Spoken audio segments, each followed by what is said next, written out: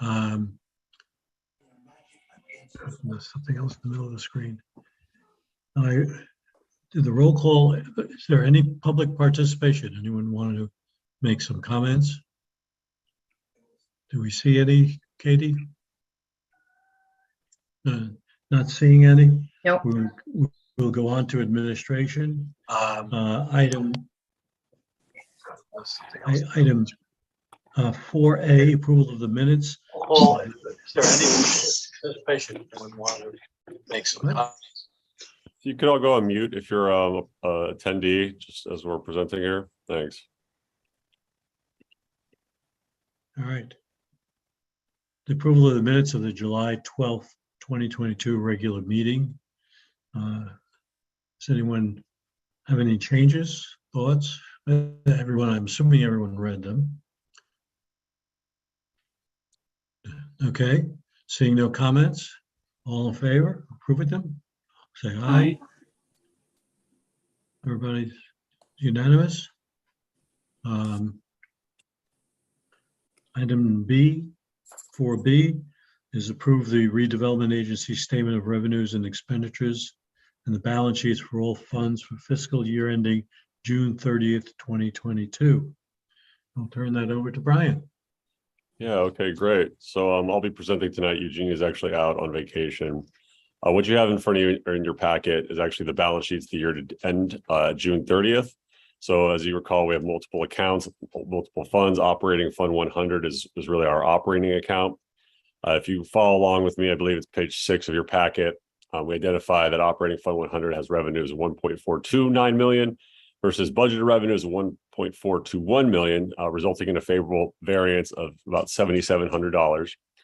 Last year, at the end of the year, our total actual expenditures were $1.513 million versus a budget of $1.421 million.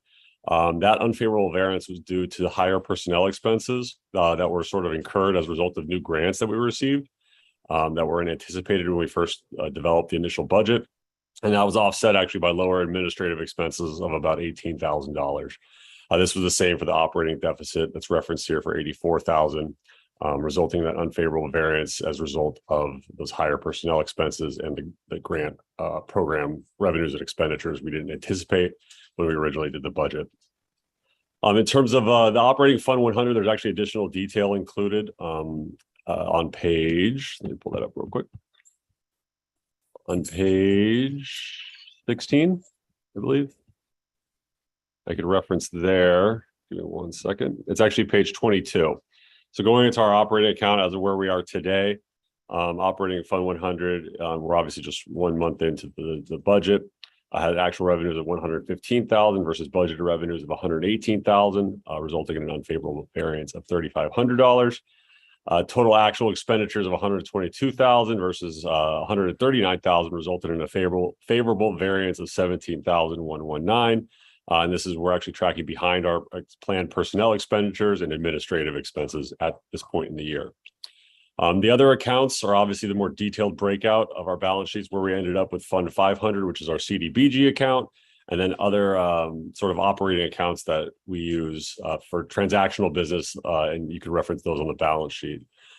So I'm happy to go over any questions that you may have at this time. Do I see any questions? No. If no questions, do I have a motion to approve the agency statement of revenues and expenditures for the fiscal year ending June 30th? So move. Seconded? Second. Okay, all in favor? Aye. Looks like unanimous. Turning over item B2 to you, Brian. Great. We were going to be we have 32 Knight Street for consideration today. We're going to try to move them up in the agenda if that's possible, just because they have a wetlands meeting to attend later tonight. Okay, all in favor? I'm fine with that. Commission's fine with that. Why don't we move on to D, review of the approval design work at 32 Knight Street. Brian?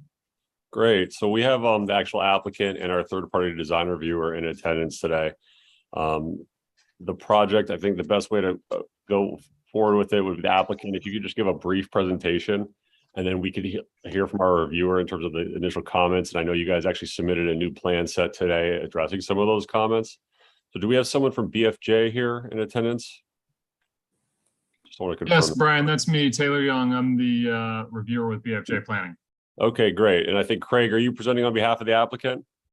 For a little while, yeah. I'm one of the folks that has to run over to the Conservation Commission agenda when they start at 6 o'clock, but we'll see how far we get in the next 20 minutes. If I don't make it all the way through, I'll hand the MC reins over to the applicant's representative, Mike Sorreo, and my colleague, Vincent Hines.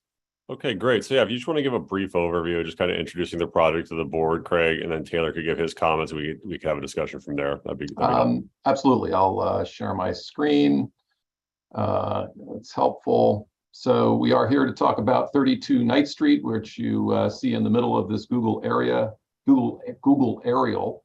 You might know it as the former Lillian August Design Center, but of course, a little over a year ago or so, they moved to the Sono collection. But what is on that approximately 4-acre site is a 97,000 square foot, effectively one-story warehouse. It is vacant today, and Seligson Properties is happy to have a prospective tenant in Hartford Healthcare looking to establish a medical office on the site.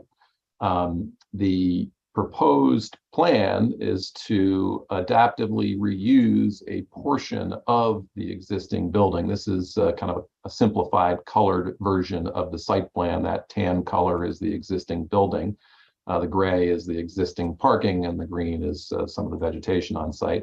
I'm going to flip from this photo to this photo, which shows you the proposed site plan. So the building is downscaled from 97,000 square feet to approximately 47,000 square feet. And we are able to adaptively reuse this section, which means we can recycle in place the foundation, the superstructure, the roof, and some other building elements. It also gives us the room we need to park medical office user. The front towards North Ave, the parking generally stays the same, except that we're eliminating the loading dock that faces North Ave today. Those loading doors will be replaced with windows, as you'll see when we look at the architecturals. There will be a passenger loading door there, eventually used for ambulatory drop-off and pickup to the medical office, so that those users don't have to go through the lobby when they're being wheeled in by stretcher. But much of this parking stays the same. We eliminate some parking spaces here to make the operation of the entrance a little more straightforward, and then eliminate some parking here to be able to get this drive to the back of the site where we have a new parking lot in the rear. As I'll present to wetlands later, we're able to get a lot more green space in the vicinity of the resource in the back. We're creating a curb cut here, really reducing the total amount of curb cut that exists today on Knight Street. There's a large central corridor in the middle of the building, so there are entrances to the north and to the south. We are able to retrofit the stormwater to provide a significant amount of water quality benefit, which does not exist on site today. That's been reviewed and approved by the Department of Public Works.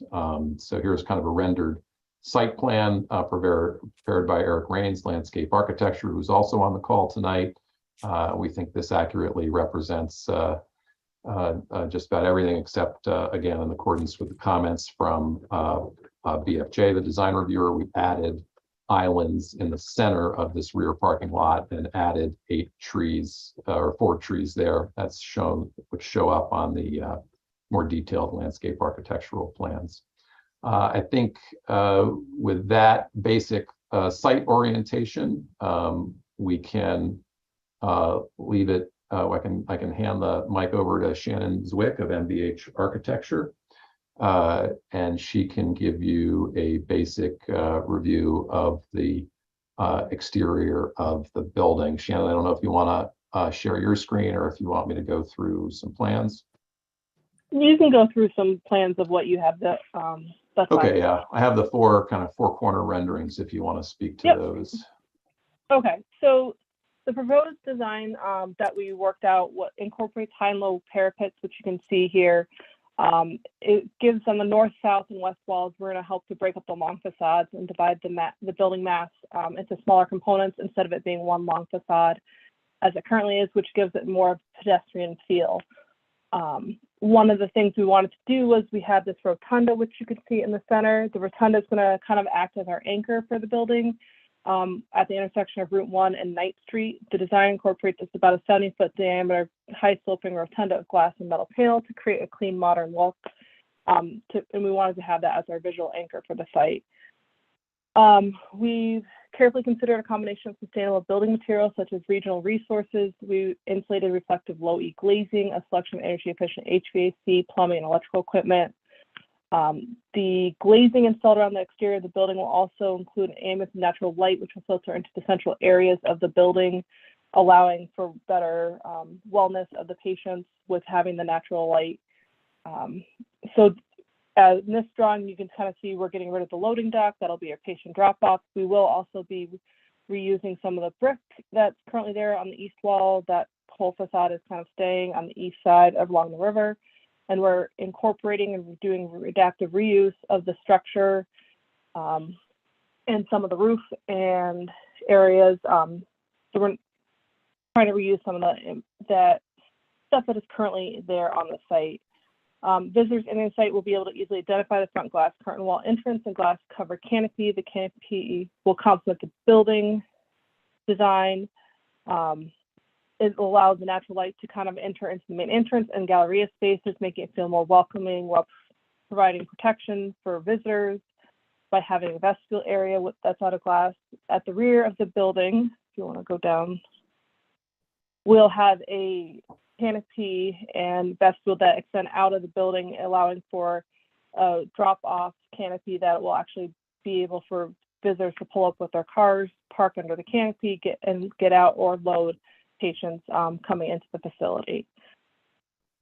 Closing the design will allow the building to be extremely flexible and to adapt early to the client along with their provider requirements, providing a modern technology advanced facility for growing, constantly changing healthcare field. So that's in yellow. You can kind of see our galleria space. And then in the X box, there's a high parapet that is currently there that we're going to reuse and put lights to allow light down into the galleria space. Just trying to give it more natural light as in areas where we can. All right, so hopefully that qualified as a very brief intro, Brian. And Yeah, that's great. So I'd invite Taylor from BFJ if you'd like to just provide a little bit of information on your review, some of the comments, and kind of where we're at today. I don't know if you had a chance to look at the resubmittal that was provided. Yeah, thank you, Brian. I did have a chance to look at the resubmittal that was sent over earlier today. Well, I'll just give a quick background that we, BFJ Planning, were contacted to provide a peer review, for this application. We've been providing peer reviews for other City of Norwalk applications, usually, the neighborhood village areas like Norwalk Green. This one is one of the ones, or I guess one of the ones we've done with the redevelopment agency, one of the few ones we've done, or one of the more recent ones. So we, reviewed the application with our architects and landscape designers and issued a memo, I think it was last week. The applicant reviewed, I guess, the city and the applicant reviewed our memo, and the applicant has responded and revised their application. In general, I think we feel that the applicant, follows the design guidelines pretty well, which that was what we were tasked to do, is follow the design guidelines from the that were from the neighborhood plan in 2019. And so the memo, which Brian, I'm not sure, would you like me to share my screen and show it? I'm not sure. I mean, it may be helpful, may not. Yeah, you can if you like. I did send it out to everybody just so you know. Okay. To you. Yeah.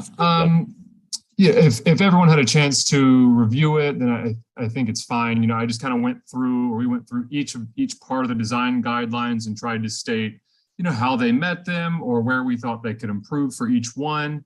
You know, some of the big comments were on pedestrian access. The biggest one was on the sidewalk on Knight Street. You know, initially the applicant had done a good job of, you know, or was not planning on adjusting the sidewalks at all because their application wasn't going to hit them. But in reviewing the site, we saw that the sidewalks weren't ADA accessible, but due to utility poles, and especially thinking about the winter when it snows, and this is a medical office, we really need to ensure ADA accessibility for the site. And the applicant has revised their application and widened the sidewalks to ensure accessibility and then give extra space when it snows so that when things are shoveled, they stick up. We've got a little bit of extra wiggle room, you know, for folks with mobility issues. That was one of the bigger comments. Let me see. Oh, you know, the applicant also improved the pedestrian connections within the site, you know, leading from Knight Street, you know, and North Avenue, improved with stamped concrete on the, thanks for bringing that up. From the north end on North Avenue, and then also on the west side, just to kind of make it, you know, a more attractive space for pedestrians. And it was also hearkening back to the existing historic facade that's on the west side of the building. You know, so historically, it appears to us that this was an entrance off of Knight Street. That facade is proposed to be removed during this plan. But we're thinking, how can we keep that connection to Knight Street that seems like it's been there since, you know, I think it was the 1800s. And I think, you know, putting stamped concrete as attractive pedestrian connections is one way to address that. Back to historic, you know, things, that was one of our comments was, you know, that we were made aware that this this building is located or listed on the local, you know, historic list. It's, you know, it's the building has been changed obviously since what was there, but the historic facade was there, and so we just wanted to make sure the applicant is following all of the you know, redevelopment processes for the city of Norwalk because it is a listed building, and the applicant has responded that they are and have, you know, have meetings with historic commissions as well in addition to these meetings. Let's see. Oh, the applicant did, you know, looking at streetscape amenities, the applicant added bicycle racks at our suggestion. You know, something, you know, in the neighborhood plan, as you know, prioritizes pedestrian access and bicycle access in the neighborhood. And so we noticed there wasn't a place to park your bicycle. And so they've added racks in the north and south end of the property. Let's see, landscaping, the applicant, you know, one of our comments was the double rows of parking as you see on the south end of the building. The applicant has addressed the comment and added, you know, more trees in the site because it was just a big, you know, wide swath of concrete before for all the parking, of course. But, you know, we found that the applicant was actually supplying more parking than was required, not much more. I think it was just a few spaces, so you could squeeze in a few more trees and still meet the requirements, which I believe they are still meeting them. The design guidelines also asked about open space and seating, and you know, it was something that I'm sure the applicant was planning on doing anyways. But when we reviewed the application, the site plan, we didn't see any seating in the rain garden, and so although I'm sure they were going to do it, they've just specified in the plans to put movable tables or something like that for, you know, visitors or workers who are taking a break or enjoying the brook there on the east side of the site. Let's see. Oh, lighting. You know, we just had a question about, you know, the lighting spec sheet didn't have the height, or we didn't see where the height was, and they've since specified the height of all the lighting, and a signage. At the time we reviewed the site, a signage plan had not been submitted. It's our understanding from the applicant that a signage plan has since been submitted. And so we just suggest that the applicant, you know, presents their signage plan with you and reviews it, you know, because we were not able to review any plans separately. I'm trying to think. I think that is our main, I mean, those are the main ones. The applicant, kind of addressed one of the comments, a few minutes ago about green infrastructure and green building infrastructure. That was something that, is called out specifically in the design guidelines. And they mentioned, just 10 minutes ago that, it's an adaptive reuse, which of course is inherently green over new construction, and all the different glass glazings and way to bring in sunlight into the site, which will, reduce the need for different electrical uses. So I think that is the summary. Based on my review this morning, the applicant has addressed all of our comments, but we didn't have, there weren't any serious flaws in the application. I think we found ways that they can improve it, and I think they have, based on the comments. And I want to, thank the applicant and for their I guess, assistance, their help, or their willingness to address the comments in a timely manner. Great, thank you. Are there any questions from the board? David? Yes, the two questions. So this is Hartford Healthcare, someone said? That's correct. And so will that generate property taxes, or are they considered a nonprofit? Well, the property owner is still privately held, will be Seligson Properties, and Hartford Healthcare will just be a tenant. So Seligson Properties will still need to pay property taxes. Okay. Is this project on the agenda of the Historical Commission yet for review? I know I've heard that there's some concern about the Knight Street facade. We've been exchanging emails with staff. So we haven't been confirmed for the 28th agenda. We quite frankly would very much like to be on the 28th agenda because we're trying to finish everything with zoning on October 6th. Just big picture background. We have a drop dead deadline of getting the first tenant, a large cardiologist's office, into this building by May. So, which is why we responded so quickly to the design reviewers' comments and got new stuff in today. But we are working with Michelle at zoning and have emails into Dana to meet with historical either on site or at that meeting on the 28th. The applicant, of course, is very willing to do the right thing here and find a way to commemorate the history of the building, either with signage or a plaque or pictures and a narrative, either installed on site or in the lobby of the building. It would be nice. Well, it would be better if he kept the facade that's there. Yeah, I mean, we looked at how to incorporate that section of the building, of course, which is the oldest section of the building. The major problem is that piece is, which is kind of got a different roof here. And actually, I'm not showing you my screen. I'll show you my screen right now. That section right here, which is kind of indicated by the different roof, is the floor elevation is 3 feet higher than the rest of the building. So there was, we're talking about a medical office user. We want flush condition everywhere.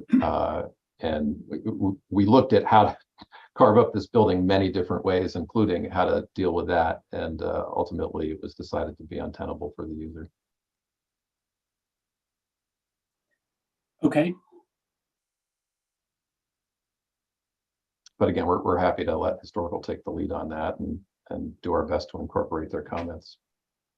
So, Brian, my only, I'm not comfortable moving on this project this evening until after the Historical Commission has a chance to review it. Can we table this to next month? Yeah, John, do you have any issue with that, or what does that do for the applicant timeline? Because we're going to meet next October. Let's see here. I believe it's October 11th. Yeah, to be frank and not at all to be disrespectful, and you need to, consider everything you feel like considering before moving on the matter. But yeah, that would delay us another couple of weeks. Because our hope was to present to P and Z for our last meeting on October 6th. So if you guys aren't meeting again until the 11th, that would push us at least to the 19th. So I would be fine with having a special meeting after the historical commission meeting if we need to. Yeah, we may have another item too for a special meeting, so that might work out okay for sure. What is the date of the historical commission meeting? well, their regular meeting would be scheduled for the 28th. Like I said, I just haven't confirmed that we're on the agenda and they're holding it. I assume we are, but I just haven't got that confirmation yet. Okay. I would be okay with having a special meeting as well. Any other questions? Everyone else okay with a special meeting? Okay. Then I have a motion. Do I have a motion to table this until the special meeting? So moved. David, seconded, Second. seconded, all in favor? Aye. Aye, Aye. unanimous. Thank you very Thank much you. for your time and your accommodation. You have 2 minutes to make your meeting. Thank you. Okay, Good All luck. right. thank you. Thank you, everyone. Take Thanks. care.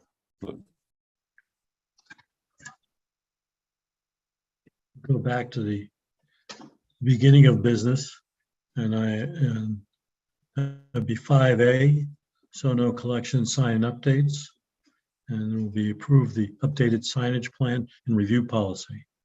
Ryan? Great. All right. Well, thank you. So we're joined tonight by representatives from the mall, Sono Collection. They're putting forth some requested adjustments to their existing signage plan. As you'll recall, there's a large land disposition agreement that was developed, the number of policies and procedures that reflected signage.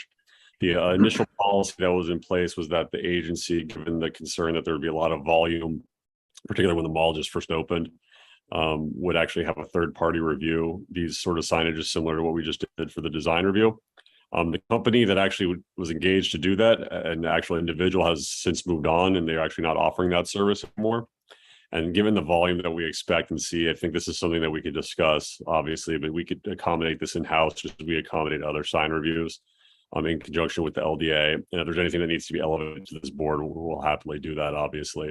I think it's just formalizing that this will be the method, and we actually confirm with legal counsel that that's fine as long as there is an agreement between us and then the mall to sort of effectuate this. The whole point is to try to expedite these sort of things without having to, incur additional expense and go down that road, because I think we could definitely figure that out between our board and the applicant. So that's one piece of it. The other piece is actually the proposal that we have in front of us tonight. So I will invite, actually, is it Matt or Paul that you'll be presenting on this? Hi, Brian. It's Paul. And I am joined with Matt Seebeck, the Senior General Manager of the Sono Collection. And thank you. Obviously, the comprehensive signage plan is our second special permit for the mall.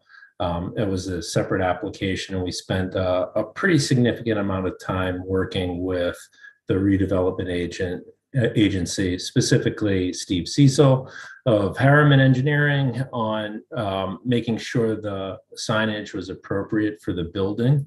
The manual itself was formatted with, hopefully everyone can see my screen. Yeah, we can see it now. Okay. The manual itself was formatted by guidance through planning and zoning. So we have a number of charts. Those charts have a redundancy in them that becomes a little bit overwhelming when you look at it. And so basically our request boils down to 4 very specific asks. So I kind of want to walk through what those are. First, is a request that is supported by Brookfield Properties, but is made by our anchor tenant, Bloomingdale's. They feel disadvantaged by not having the exposure on 95. I think everyone on the board would know why they would want that. Just quickly jumping down. We had permitted, as part of the center architectural block on the north facade facing I-95, 3 major identity signs We've leased 2 of them. They're not acted on at the time being. We don't expect, based on cost, the tenants are going to do that in the time being. The third one has not been agreed to. Bloomingdale's asked if they could use that space based on the proportion of their space. Their signage area would be slightly larger. And the proposal would be to basically lay out the signage per this visual. So we're adding approximately 75 square feet to the north facade. When the CSP was originally approved, we actually had 2 900 square foot EVS signs on the building. We reduced that as we developed the project. So in terms of north facade, we have a net, we still are net the original approval. Brookfield definitely supports that. Request number 2 came from Nordstrom. They similarly are disadvantaged in their mind, and we agree and support that they don't have any exposure on West Ave, really the front door of the project. And so the proposal is to take the inset parking garage entrance and essentially layer in a sign. We won't install a crooked as this image shows, but there would be a Nordstrom sign kind of identifying, you know, that this is the main entrance and access point to Nordstrom. The third request, and I sorry to make people dizzy jumping back and forth, is as we started to demise the space, the tenant to the left of that parking entrance that we just showed, that space was reconfigured that left a smaller space isolated behind the existing egress stair of what is a brick facade. That was identified as an art mural sign in the original CSP. We'd like to make an adjustment that allows that space to have some exterior signage. We feel that that will really be the only way for us to get that space leased long term. And I know that Matt and our leasing team have seen interest in it. It's just this is a hurdle. So you see it here. It's this blank brick facade. You see where the adjacent tenant storefront is. There is an art mural that was identified. So what we're representing or requesting is that we reduce the size of the art mural and provide kind of a limited space for a tenant side. In the proposal, we've actually reduced the zone of allowable tenant signage. So we basically pulled tenant signage zone off the corner of the building and then away from this entrance so that there is no net total increase in signage. It's just a reappropriation of allowable signage area. And then the last request is a request that was out there that developed after Yard House came in. If the board recalls, Yard House currently has 5 signs. We reviewed it with Steve Cecil at the time. He agreed that those signage did classify as tenant identity signs. In the manual, we have always kind of defined the zone of street level retail. We've identified maximum signage types, and we identified maximum signage per tenant. We additionally, at the request of planning and zoning, added tenant basically signs, and they asked us to quantify those signs because of the way that we've redemised and the fact that Yard House employed more quantity of signs. They're well within their allowable signage area.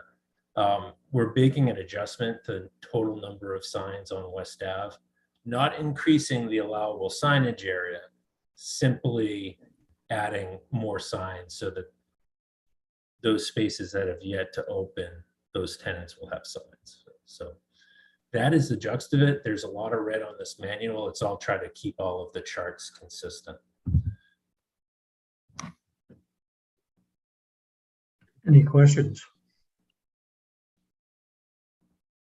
I just have one question regarding the Nordstrom sign over the entrance of the parking garage. Is Nordstrom's happy with that? Is that enough identity for them on West Avenue? They wanted to sign the rotated box at the southwest corner. Mhm. And, based on the status of lease negotiations with prospective tenants, it would have conflicted with those deals. So really it came down to, we think this is the best place. It's the closest to their entrance coming off of the street. And so they do agree to it. It's more signage than they currently have today. So yeah, maybe not their first choice, but they're definitely looking forward to having at least that presence on West Ave. Yeah, okay. And I can certainly see why Bloomingdale's would want to be, of course they should be on I-95. I mean, they're a major anchor tenant. So it all makes sense to me. Thank you. I agree. Makes sense to me as well. And anyone else? Comments? None? We are here to approve that, I believe. Just for clarification, real quick, just so everyone knows, basically what we'll do is we'll approve it. If it passes tonight, it'll be forwarded to planning and zoning, who's also going to take this under consideration. Okay. Do I have a motion to approve it? So moved. Second? Second. Lisa, second. All in favor? Aye. Can't see everyone, but I assume everyone is approving. So I'll say unanimous. Thank you. We'll move on to 40 Cross Street. Approve authorization to execute contract with contractor. Great. Thanks, Paul. Thanks, Matt. So what you have before you tonight, and I know I sent out the more detailed plan, is actually a project I'm very excited it's finally getting moving here. It's for the trail construction behind 40 Cross Street. I don't know if you're familiar with that medical facility over there. It took some time to get to this point because when I actually came into the position, we only had rights for a 4-foot passive access way there, which wasn't very much for people that obviously want to ride the trail and kind of go through. So we worked with Corporation Council to negotiate on an additional 2 feet and also allowing for active use. So that was completed. We got that all approved. I believe this board did consider that. And it's already went through wetlands. We got all the permitting done. But now we're at the point now where we're ready to construct. So we went out to bid, working with the city purchasing. We identified priority landscaping. There was, I believe, 5 bids, if not 4 or 5 bids. They were the lowest qualified bidder. I had a subsequent conversation with them too to make sure that everyone understood the scope and we weren't going to get into too many situations with change orders, which we'll definitely be keeping an eye on as we move forward. They didn't identify too many things that they saw in the plans that could be issues, but I'll be overseeing the project with Mike Yosick for the 40 Cross. So what you're approving tonight is the utilization of city capital funds. We have city capital funds for this construction project, and it's to the tune of $278,000. The contract included in the agenda packet. There's gonna be a couple edits. I did notice that it references Harry Rilling. That's just a leave over. It's actually gonna be me executing the contract. So it'd be asking for your authorization tonight. Questions, observations? I have a question. Is this going to be connecting? This is part of the Norwalk River Valley Trail, correct? So could you just give us a little bit of preview of how that's going to connect? Because my understanding is that trail ends at the park behind the public library. I can't remember the name of the park where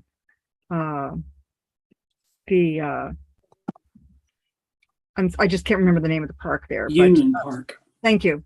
So there at Union Park, are there plans to connect from there to the 40 Cross Street? Yeah, there are plans for the, obviously make a contiguous trail. Our piece of it is just this 40 Cross piece. Mike Yosick is actually managing the overall larger trail project. So I'm not familiar in terms of the sequencing, so I don't want to misspeak, but I know he is working on the northerly connection right now to connect into 40 Cross. So this will be that critical juncture to get it to go to the east. Okay. Yeah, I'm happy to follow up with you afterwards. I can talk to Mike and we can get you a more detailed answer. That'd be great, because I would like to know more about what the plans are, because I know there are a couple of places where there's problems for the trail, and I feel like it's this is something that I think would be really great to move forward. I mean, when you look at how popular the Norwalk River Trail has been in Wilton, et cetera, it would be so great to see Norwalk finish its place. So I think this is great that we're doing it, and I'd be really curious to hear more about those pieces where we're stuck about how we're going to get them finished. Here's the map, Mary, just so for your reference. Can you see the screen? Yes, thank you. Okay, so this is the piece that we're talking about right here. And this is the piece that I believe Mike is constructing right now. So it's going to connect right into there. Then this is the Awesome. I think he's underneath, but I would defer to him just because he's the manager on that piece of the project. Great, thank you. Yeah, no problem. So I heard the other day that there were, I don't know what the problems were with the portion north of 40 Cross Street, all the way up, because that's been under construction for a couple of years and it seems to have stopped. But I did get a notice from the Norwalk River Valley Trail people the other day that it was moving forward and they expect it to complete finally next year. So that's very exciting. And then we have parts of the Harbor Loop Trail that this really connects into, which is terrific. I've been involved, probably Mary, you have too, in one way or the other for, I can't even count. It's probably in decades at this point. I know that Patsy Brescia claims that she started all of this in 1972. So I'm thrilled to move this forward tonight. So I think it's great. So.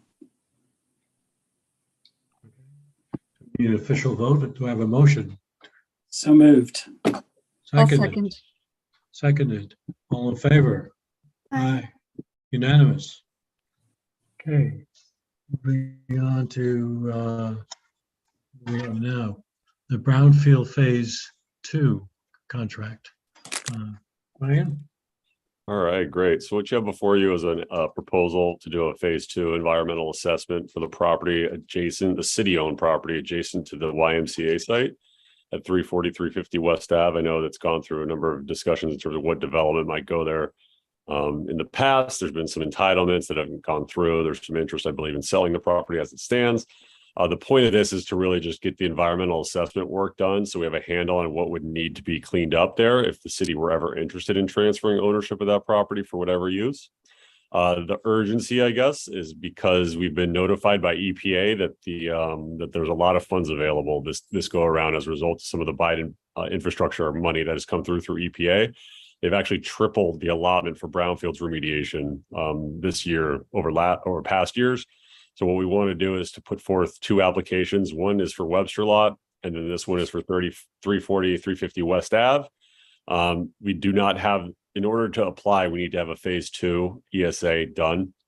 So that's what the estimate is for, and actually a draft APCA, which is basically the sort of initial remediation plan and cost estimate for what that would be, so we could put together a grant for those funds.